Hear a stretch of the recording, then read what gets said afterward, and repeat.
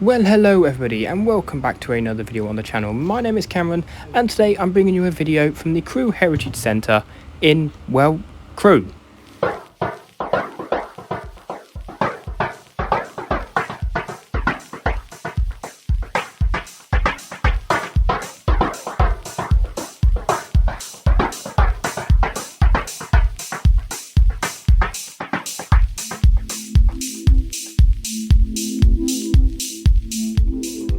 Now, I've been wanting to come to the Crewe Heritage Centre for ages, mainly because of the train that you see in front of you, but we'll get to that in a moment.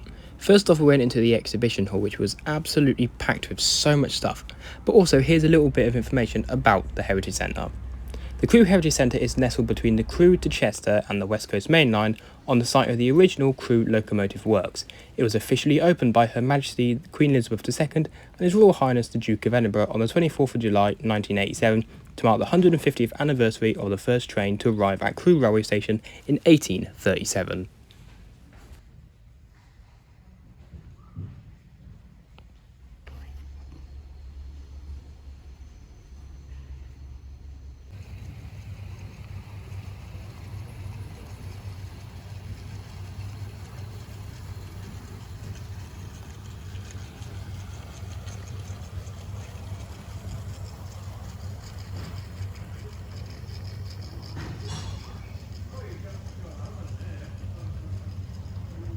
Now, something that I was really impressed about is there was a lot of interactive stuff, which is really good for young kids.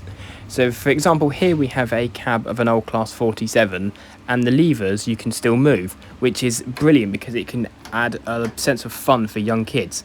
So here I am pretending to drive a train because, yeah, I know exactly what I'm doing. When you come into it,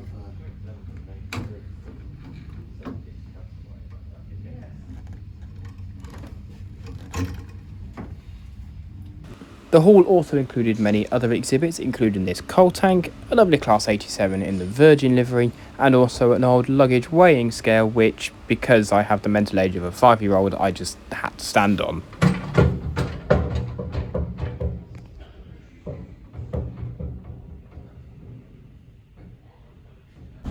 So next up, it was time to explore the APTP, one of my favourite trains and the main reason I wanted to visit the Crewe Heritage Centre, despite it being around over 20 years before I was born, but we'll just gloss over that small detail.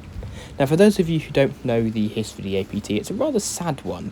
It was originally designed to make the travel time between London and Scotland faster by tilting into the corners of the very windy West Coast Main Line.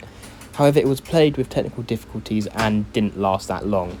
Now, there was a very brief bit of history, so in the description I shall leave the Wikipedia link to the APT history, but also YouTube is filled with many good videos explaining the history, so I recommend you go and check some of them out as well. What I love about the APT here at Crewe is the fact that you can explore it. They could have just had it sat on the side and you just walk along the side of it, but I love how you can explore it. So you can go into the cab like you saw me do. Here I'm walking through one of the second class carriages, and they've also got the first class. They've got a buffet car, and it's just amazing to explore. So next up to explore is the buffet car, which is set up really nicely with a good range of, although not real, food and drink on the shelves, including one drink in particular I am very happy to see. And it also comes accompanied with a rather terrifying looking mannequin. So let's just move quickly on from that before we get nightmares.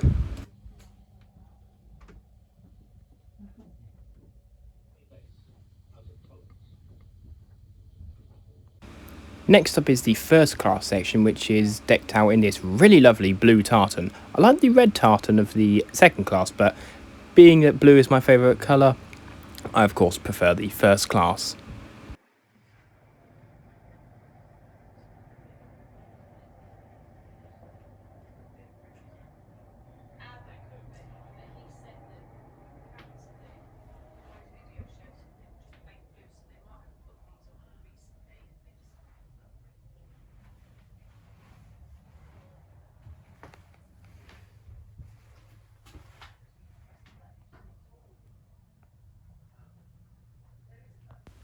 I must say, these first class seats were very, very comfortable. I could have just sat for ages, just sitting back and watching the younger sister of the APT, which is, of course, the Class 390 tilting Pendolino.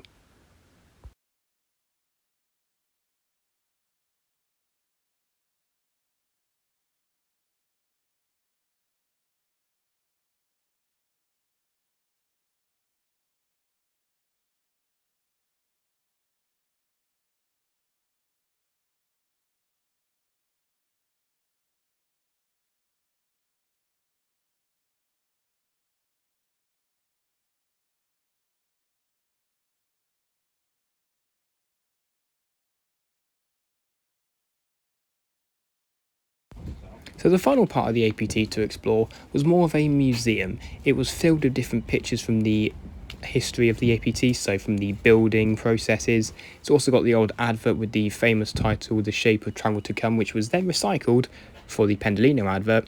Also had some lovely paintings of the APT, as well as a few models. In a moment you will see a model of the APT-P, but next to it is also the APT-E, which was the experimental version that came before. Another lovely painting here of the APT over Shap, and then following that was an absolutely gigantic model of the APT-P. No idea what scale it is, but it's absolutely huge. Very impressive.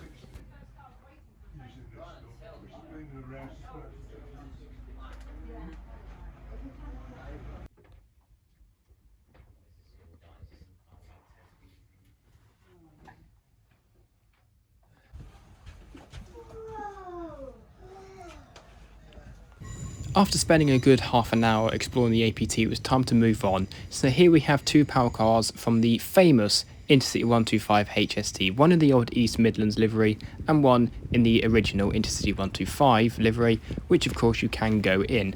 However, given that this was a hot day, these cabs were very, very warm.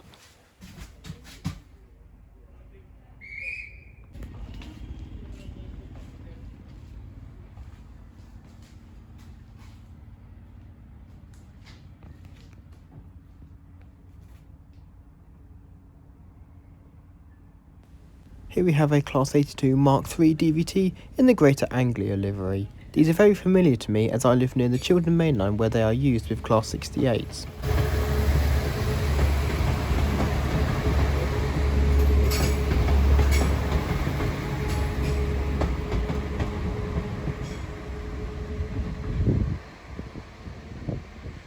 Continuing on, and you pass a Class 37, a Class 03 shunter, and then you get to two signal boxes, the Crewe Station A signal box and the Exeter West signal box.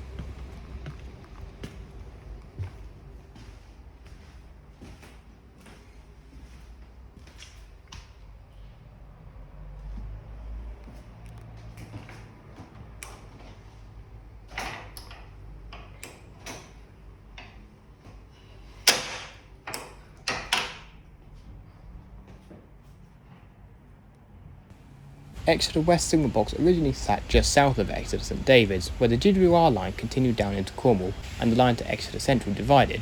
Exeter Central was originally the terminus for the LSWR line into London Waterloo, and just beyond that is a small branch line down to Exmouth. It was moved here to Crewe in many parts, and rebuilding started in 1991 and it opened to the public in 1993, but for more history feel free to pause the video of the sign that I showed you.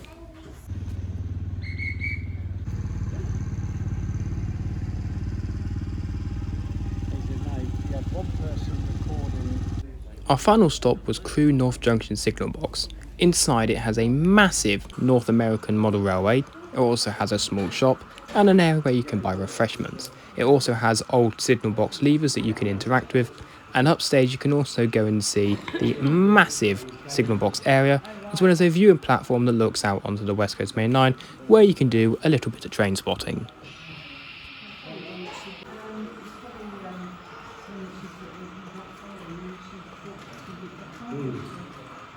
I mean, if you don't want it, she says she'll just throw it. Which is a shot, isn't it?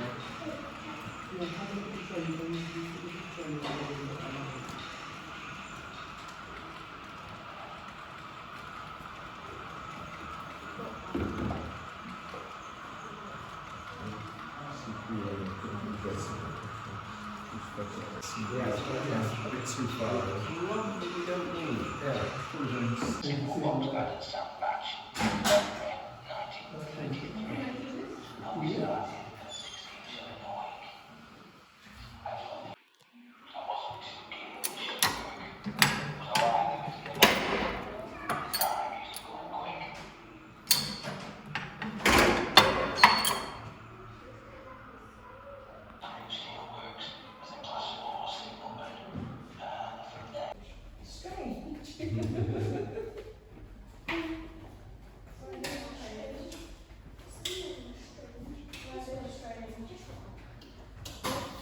Why did they? There's a railway crossing thing on there. And you can see